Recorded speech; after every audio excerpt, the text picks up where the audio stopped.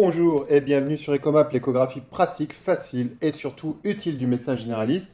Aujourd'hui, on va parler de foie, d'échographie hépatique, quelque chose de fréquent, de visuel, donc qui plaira à ceux qui aiment les belles images, quelque chose que vous allez forcément rencontrer lors d'une échographie hépatique et qu'il faudra bien connaître.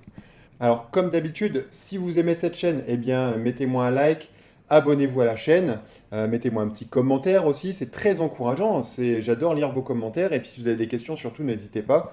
La même chose sur le Facebook, mettez-moi un like, abonnez-vous au Facebook pour être tenu au courant des nouvelles vidéos, et puis votre formation à l'échographie est offerte, le lien est dans la description, il suffit de cliquer dessus pour me rejoindre, une formation d'initiation pour commencer l'échographie avec de bonnes bases, pour peut-être oser enfin s'y mettre pour certains.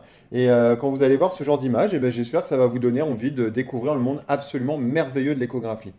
Alors le cas clinique est tout simple, hein, c'est une patiente de 33 ans qui m'est adressée pour une cytolyse vraiment très modérée au niveau du bilan, mais ça inquiétait la patiente, donc ma consoeur a voulu en fait faire du coup une échographie pour rassurer la patiente, vérifier qu'il n'y avait rien, ou peut-être simplement une stéatose hépatique. Et donc en faisant l'échographie de la patiente, je tombe sur cette image. Donc on va détailler un petit peu au niveau anatomique, j'aime bien revenir à la base, hein. Donc c'est une coupe qui est finalement frontale dans l'axe du creux axillaire, hein, dans le même plan que le creux axillaire en frontal. Et donc vous voyez bien évidemment ici le diaphragme avec le poumon qui donne ces lignes un petit peu, ces artefacts à cause de l'air qui est contenu dans le poumon bien évidemment. Et puis, qu'est-ce qu'on observe? Eh ben, on observe cette lésion. Donc, notre patiente a sur son foie une lésion hyperéchogène, qu'on pourrait dire de globalement homogène, peut-être le centre un tout petit peu moins échogène éventuellement, avec des contours globalement bien limités, bien définis. Alors, si on zoome un petit peu, on voit que la lésion, elle est vraiment régulière, hein, arrondie, régulière, qu'en fait, il s'agit de deux lésions côte à côte, et puis que finalement, cette hyper-échogénicité est bien homogène pour ces deux lésions, hein. On a une lésion ici qui fait 1,5 cm quand même, hein, et à côté, une petite lésion de 4 mm. Alors, bien évidemment, quand vous repérez quelque chose, il faut toujours mettre un coup de Doppler. Et en mettant le Doppler, on voit très bien ici nos veines hépatiques, hein. On est à peu près au niveau de la coupe des trois doigts. C'est une coupe remarquable au niveau du scan du foie des patients. Et donc, vous voyez ici le Doppler hépatique. Et notre Doppler n'est pas pris par la masse. Au sein de la lésion, il n'y a aucun signal Doppler. Pourtant, on voit le signal, il est là, le Doppler a été bien poussé. Remarquez également qu'il s'agit d'un Doppler puissance, puisque vous n'avez qu'une seule couleur, vous n'avez pas du rouge et du bleu. Le Doppler puissance va vous permettre de capter des circulations beaucoup plus lentes. Alors bien évidemment, ce n'est pas un Doppler qui est optimal pour les veines sus-hépatiques, mais par contre, pour s'assurer ou pas de la circulation au sein d'une masse, ça c'est très intéressant, parce que même les circulations lentes vont être capables d'être imagées. Donc ici, notre masse, hein, qu'on voit de chaque côté, eh bien notre masse ne prend pas le Doppler. Alors qu'est-ce que c'est que cette masse? Eh bien, c'est tout simple, c'est quelque chose de très fréquent. C'est même la tumeur bénigne la plus fréquente de l'adulte. On estime environ que 20% des adultes ont ce genre de lésion. Et donc, vous imaginez que en termes d'incidentalum, c'est-à-dire que en termes d'images sur lesquelles vous allez tomber sans les chercher, ça va être très fréquent. C'est quelque chose qu'il faut donc bien connaître.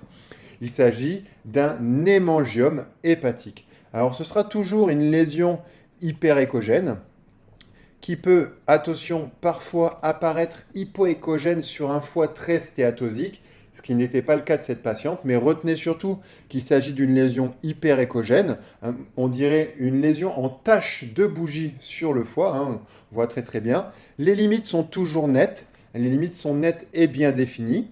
Il peut y avoir un effet de masse possible si la lésion est de grande taille, elle peut, on va dire, appuyer sur les vaisseaux hépatiques et donner l'impression d'une déformation des vaisseaux hépatiques. Ça, c'est normal dans les hémangiomes hépatiques. Et dans le cadre d'une lésion volumineuse, elle peut tout de même être un peu hétérogène. Alors attention, si la lésion a quelques atypies, on y reviendra, mais attention, hein, notamment ça commence à être hétérogène, peut-être remettre en cause le diagnostic. Alors le diagnostic différentiel, eh bien, c'est la stéatose focale nodulaire. Ce sera extrêmement difficile de faire la différence, sachant quand même que dans le cas d'une stéatose focale nodulaire, l'image sera quand même souvent un peu moins homogène, un petit peu plus diffuse que dans un hémangiome hépatique où là on a vraiment souvent une belle lésion bien ronde, bien nette, bien définie.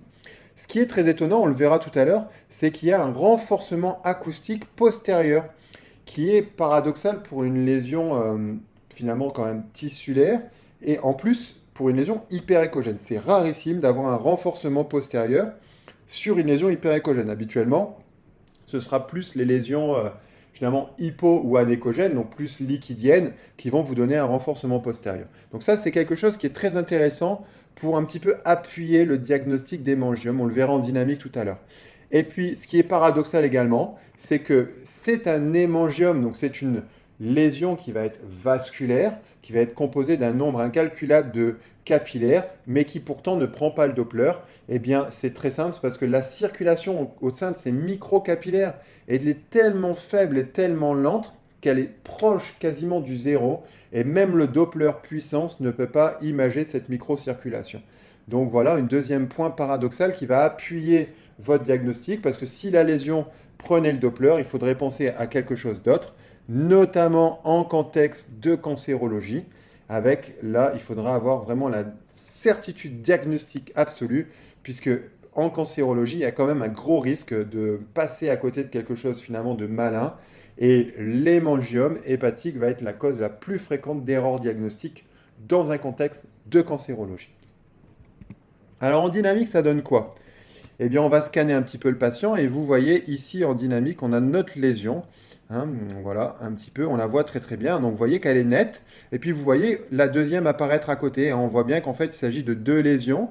On voit que les limites sont bien nettes, bien définies. On n'a aucun mal à voir à quel endroit à quel endroit se trouve la lésion.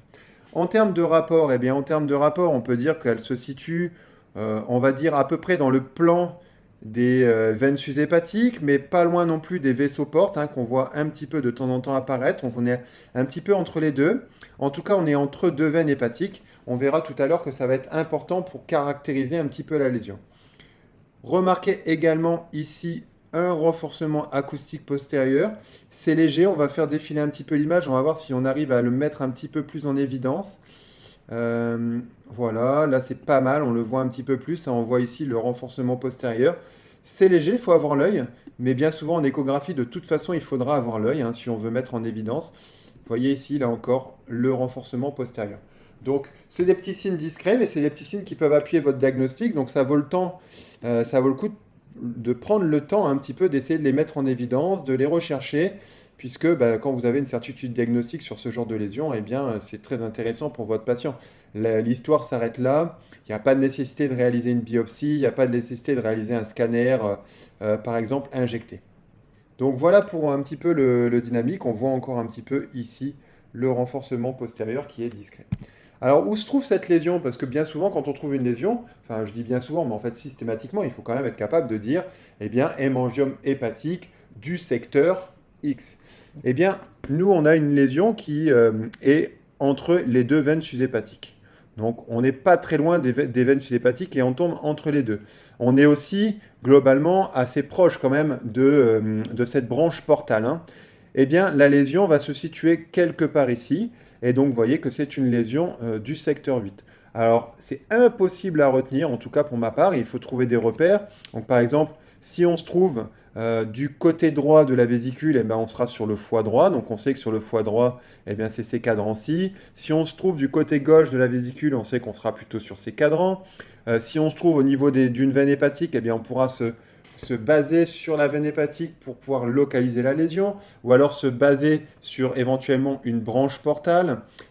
Si on est vraiment sur le lobe gauche du foie, c'est assez facile à repérer.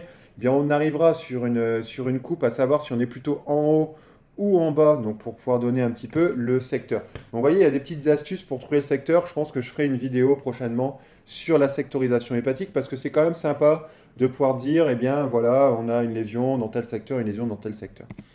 Si cette vidéo vous a plu, ben, comme d'habitude, mettez-moi un like, abonnez-vous à la chaîne, mettez-moi un commentaire. Si vous apprenez avec moi, n'hésitez pas surtout à vous abonner. Ça aide la chaîne, ça aide un petit peu le travail que je fais à la fin de ma consultation pour vous mettre en avant ces cas cliniques réels et authentiques. Même chose sur le Facebook. Et puis la formation d'initiation est offerte. Alors cliquez dès maintenant. Le lien est dans la description. Je vous dis à très bientôt sur Ecomap. Bye bye.